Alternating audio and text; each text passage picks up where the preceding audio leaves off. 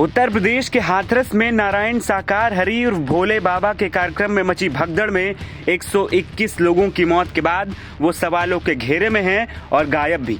दर्दनाक हादसे के बाद से बाबा की ओर से सिर्फ एक पत्र जारी हुआ जिसमें बाबा ने सभी आरोपों से इनकार करते हुए हादसे को साजिश बता डाला। हालांकि हर बीतते दिन के साथ सूरजपाल उर्फ भोला बाबा को लेकर चौंकाने वाले खुलासे हो रहे हैं।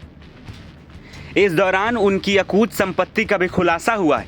मैनपुरी के बिछुआ में जिस आश्रम में नारायण साकार हरि और भोले बाबा रहते हैं उसकी कीमत करोड़ों में है।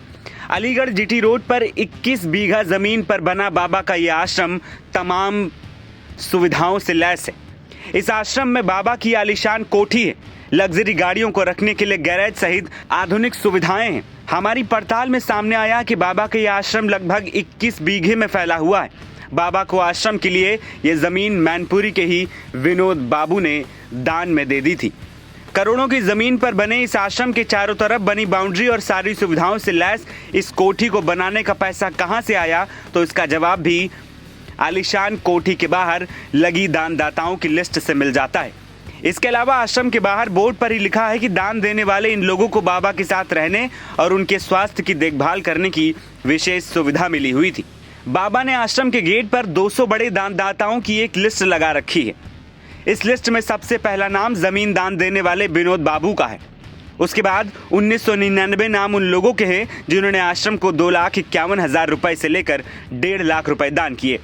इसके अलावा 1,80,000, 50,000, 25,000, 11,000 और 10,000 दान में दिए जाने वालों की लिस्ट लगी हुई है।